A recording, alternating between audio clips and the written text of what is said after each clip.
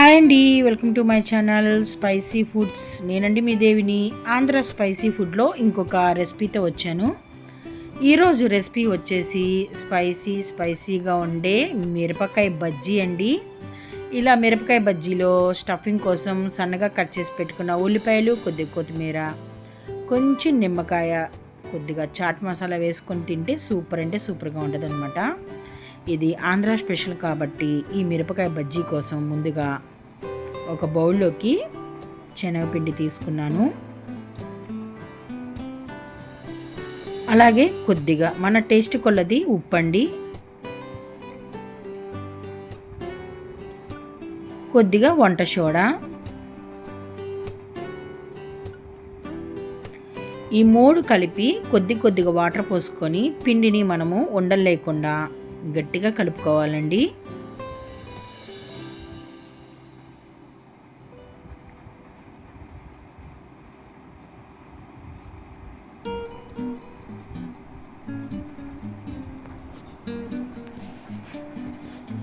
ఇలా ఉండలు లేకుండా కలుపుకొని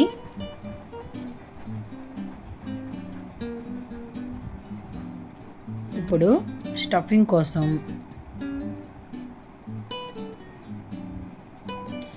నేనైతే మిరపకాయ బజ్జీలోకి స్టఫింగ్ కోసం అండి ఇప్పుడు ముందుగా మిరపకాయలు తీసుకున్నాను.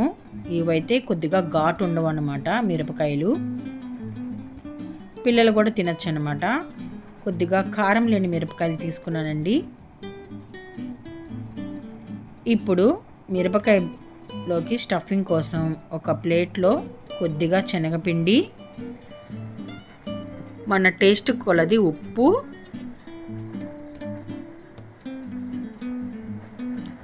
కొద్దిగా వాము,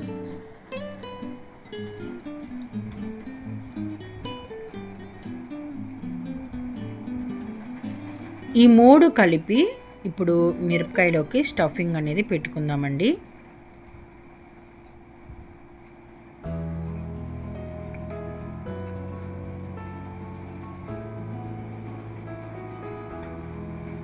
ఇప్పుడు మిరపకాయ ఇలా మధ్యలోకి ఘాట్ అనేది పెట్టుకొని దానిలో ఉన్న గింజలు మీ ఇష్టం అండి. గింజలు ఉంచుకునే పని అయితే ఉంచుకోనండి. నేనైతే కొన్ని గింజలు తీసేస్తున్నాను, కొన్ని గింజలు ఉంచుతున్నాను. ముందుగా మనం ప్రిపేర్ చేసి పెట్టుకున్న ఈ స్టఫింగ్ పెట్టేసుకొని పక్కన పెట్టేసుకుందాము.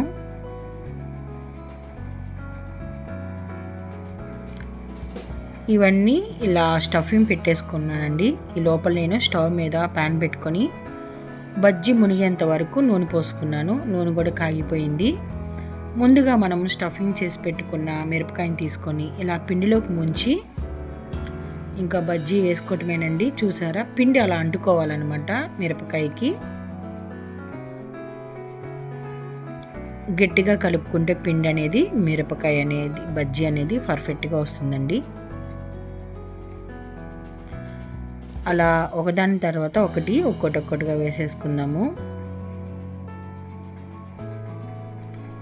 ఇవన్నీ మనం మంట తగ్గించుకొని ఈ బజ్జీలన్నీ వేసుకోవాలండి. ఆ తర్వాత హైలో పెట్టుకొని ఈ బజ్జీలన్నీ వేపుకోవచ్చు అన్నమాట.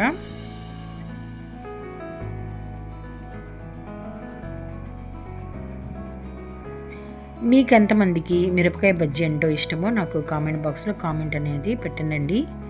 మిరపకాయ బజ్జీ ఇష్టం ఉన్న వాళ్ళు ఒక లైక్ వేసుకోండి. చూసారా, బయట అమ్మే బజ్జీలాగా ఏం చక్కగా వచ్చినాయో అనమాట.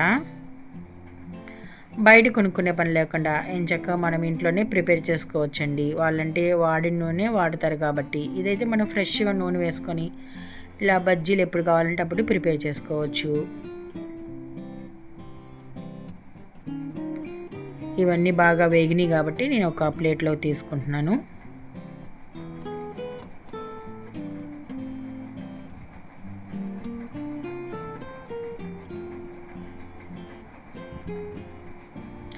ఈ బజ్జీలతో పాటు నేను వామాకు బజ్జీలు కూడా వేస్తున్నానండి. కొద్దిగా పిండిలోకి కొంచెం కారం వేసుకుంటున్నాను. లేత ఆకులు తీసుకోవాలండి. లేత వామాకులు అయితే బజ్జీకి చాలా అంటే చాలా బాగుంటుందండి. ఎందుకంటే కొద్దిగా పెద్ద ఆకులు అయితే బజ్జీకి పులుపు అనేది వచ్చేస్తుందండి. ఆకు పుల్లగా ఉంటుంది కాబట్టి ఇలా చిన్నగా ఉన్న ఆకులు తీసుకొని మనము బజ్జీ వేసుకోవాలన్నమాట. ఇలా పిండిలో ముంచుకొని ఒక్కొక్కటి ఇలా వేసేసుకోవటమేనండి. వేడివేడిగా తింటే ఈ వామాకు బజ్జీ అనేది చాలా అంటే చాలా బాగుంటుందండి. ఒక్కసారి మీరు కూడా ఇలా ట్రై చేయండి, మీకు నచ్చుతుందన్నమాట. పిల్లలు కూడా ఎంతో ఇష్టపడతారండి.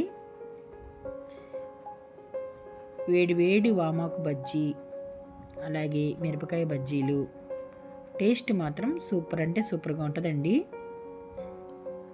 ఇవి కూడా వేగినాయి కాబట్టి ఇంకో వైపు తిప్పుకుంటున్నాను.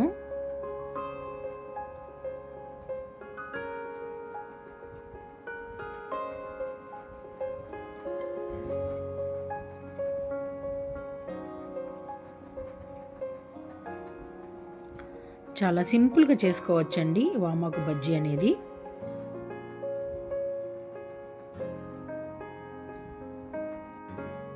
వేడి వామ్ బజ్జీలోకి ఇలా మధ్యలో కట్ చేసుకొని ఉల్లిపాయ అలాగే కొత్తిమీర కొద్దిగా నిమ్మరసం తింటే సూపర్ అంటే సూపర్గా ఉంటుందండి. ఇలా మిరపకాయ బజ్జీలో కూడా మధ్యలో గాడి పెట్టుకొని సన్నగా కట్ చేసి పెట్టుకున్న ఉల్లిపాయలు అలాగే కొత్తిమీర కొంచెం నిమ్మరసం అలాగే చాట్ మసాలాతో తింటే సూపర్ అంటే సూపర్గా ఉండిద్దండి. ఒక్కసారి మీరు ట్రై చేయండి.